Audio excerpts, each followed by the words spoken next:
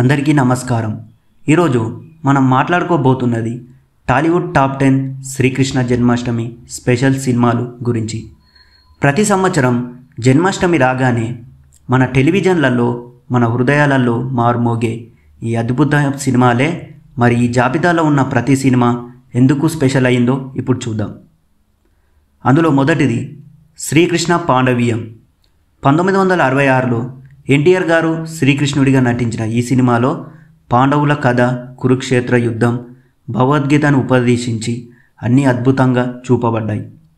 KV Reddy గారి దర్శకత్వంలో వచ్చిన ఈ సినిమా తెలుగు సినిమా చరిత్రలో ఎప్పటికీ నిలిచిపోయే ఓ గొప్ప క్లాసిక్ మూవీ. ఇక రెండవది వచ్చేసి శ్రీకృష్ణ సత్య.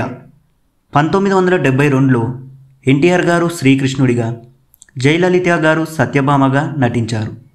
ఈ సినిమా ద్వారా శ్రీకృష్ణ సత్యభామల మధ్య ఉన్న ప్రేమ, భక్తి, త్యాగం అన్నీ అద్భుతంగా ప్రదర్శించబడ్డాయి. ఇక మూడవది బాలకృష్ణ. 1936లో ఈ సినిమా రిలీజ్ అయింది. ఇది తెలుగు సినీ పరిశ్రమలో తొలి శ్రీకృష్ణ బాల్య కథ ఆధారంగా తీసిన ఒక క్లాసిక్ చిత్రం. బాలకృష్ణుడి విన్యాసాలు, గోపికలతో చేసిన లీలలు ప్రేక్షకులని ఇప్పటికీ అలరిస్తుంటాయి. ఇక నాలుగవది వచ్చేసి శ్రీకృష్ణ తులాభారం. 1966లో ఈ సినిమా ఎన్టీఆర్ గారు శ్రీకృష్ణుడిగా, ఏఎన్ఆర్ గారు అర్జునుడిగా నటించారు.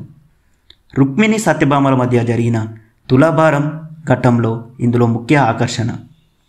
ఇప్పటికీ టెలివిజన్లో ఈ ఘట్టం ప్రసారం అయితే ప్రేక్షకులు కన్నుల పండుగగా చూస్తారు. ఐదవది వచ్చేసి మాయాబజార్. తెలుగు సినిమా చరిత్రలో ఎవర్ గ్రీన్ క్లాసిక్ అంటే మాయాబజార్. ఎన్టీఆర్ గారు శ్రీకృష్ణుడిగా నటించగా, ఏఎన్ఆర్ గారు అర్జునుడిగా, సావిత్రి గారి పాత్రగా గీతగా మరపురాని విజయాలు, మాయాజలం సృష్టించారు.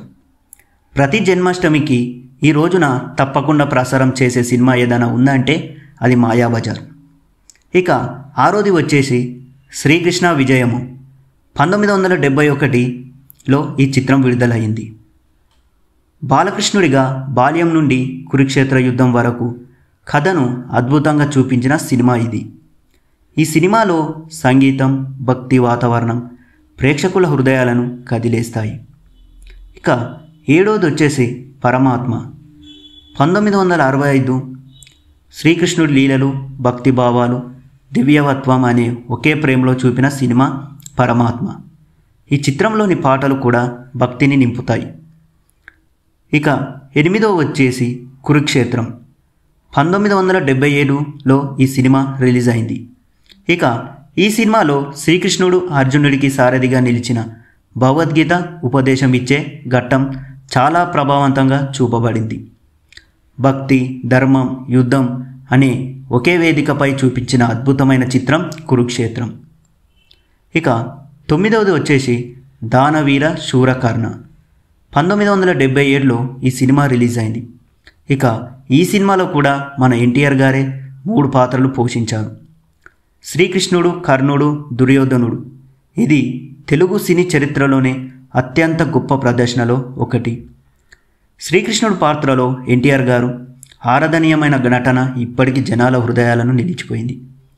ఈ సినిమా ఒకప్పుడు ఎంత బ్లాక్ బస్టర్ విజయమో మనందరికీ తెలిసిందే. దానవీర శూరకర్ణ ఈ సినిమా ఒక చాలా శ్రీకృష్ణుడి, కర్ణుడు ఎలా అనేది ఈ ఒక పెద్ద క్లాసికల్ సినిమా. ఇక 10వ చిత్రం వచ్చేసి శ్రీకృష్ణ లీలలు. బాలకృష్ణుడి చిలిపితనం, అద్భుతాలు, గోపికలతో చేసిన విన్యాసాలు ఈ సినిమాలో అద్భుతంగా చూపబడ్డాయి. ప్రతి జన్మాష్టమికి రోజున గుర్తొచ్చే సినిమాలలో శ్రీకృష్ణ లీలలు ఒకటి. ఈ సినిమాను ఇప్పటికీ టీవీలో వస్తే ప్రతి ఒక్కరూ రెప్పాడకుండా చూస్తారు. ఇక భక్తి మ్యూజిక్ పెరుగుతూ ఇలా ఇవే మన తెలుగు సినిమాలు చరిత్రలో టాప్ 10 శ్రీకృష్ణ జన్మాష్టమి సినిమాలు. ఈ చిత్రాలు కేవలం సినిమాలు మాత్రమే కాదు, భక్తిని, భవిష్యత్తుకు దారి చూపే గీతోపదేశాన్ని మనకు అందించే ఆధ్యాత్మిక సంపద. ఈ జన్మాష్టమికి మనమంతా శ్రీకృష్ణుడి లీలను గుర్తు చేసుకొని ఆనందం, భక్తితో జరుపుకుందాం. For more interesting updates please subscribe 70mm poster. Thank you.